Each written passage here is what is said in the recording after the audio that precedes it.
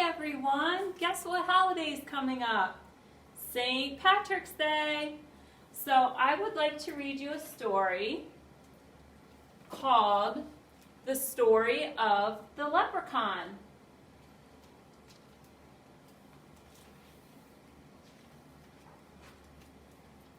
By Katherine, Tegen, illustrated by Sally Ann Lambert.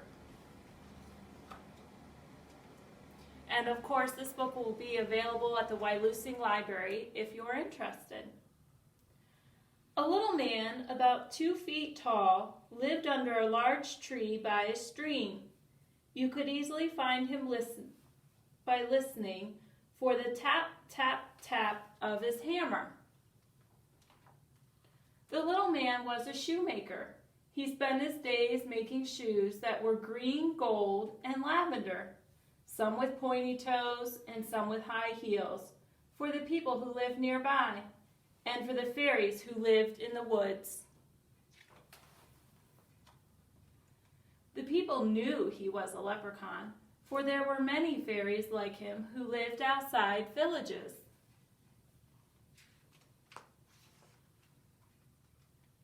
The people paid the leprechaun with pieces of gold for the shoes that he cobbled.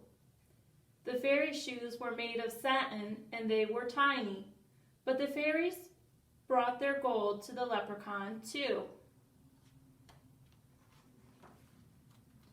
The leprechaun needed a place to keep his gold. He was a bit of a miser, so he didn't like to spend his money. An old metal pot became the perfect place for all of his wealth. His shoes were so prized that soon his pot of gold was overflowing.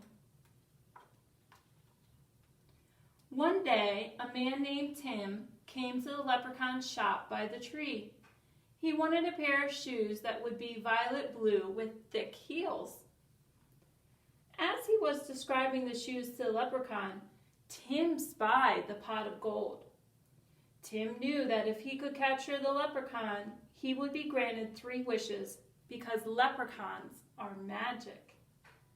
"I'll come back a few days to collect my shoes," said Tim. The leprechaun was no fool. He knew what the man was really after.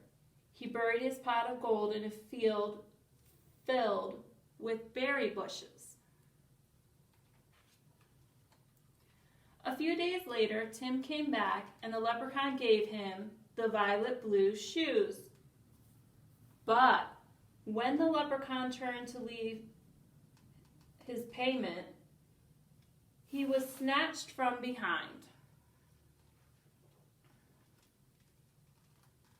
The leprechaun could not escape. Now Tim could get what he wanted. "For my first wish, I want you to show me where the pot of gold is hidden. For my second wish, I want 100 pairs of shoes. And for my third wish, I want 3 more wishes." The leprechaun said, "I can grant you the first 2 wishes, but the third wish is a greedy trick and cannot be granted." The leprechaun brought Tim to the field and pointed to the spot where his gold was buried. Tim had no shovel to dig with, so he marked the spot with a stick and a shoe. He would come back later. When Tim returned, he could not believe his eyes. There were 200 sticks with 200 shoes all over the field. It was leprechaun magic. Tim dug many holes in the field, but he couldn't find the spot where the pot of gold was buried. After a few hours, he gave up. When he tried to collect the shoes, each one disappeared. The leprechaun had tricked him.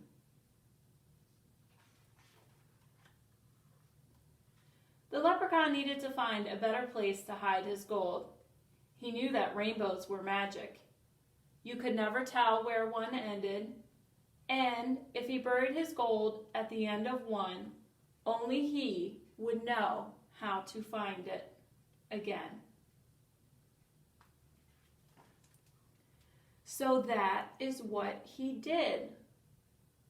People still try to find his gold, but they never will. Listen for the sound of the leprechaun. Tap, tap, tap, as he cobbles his shoes.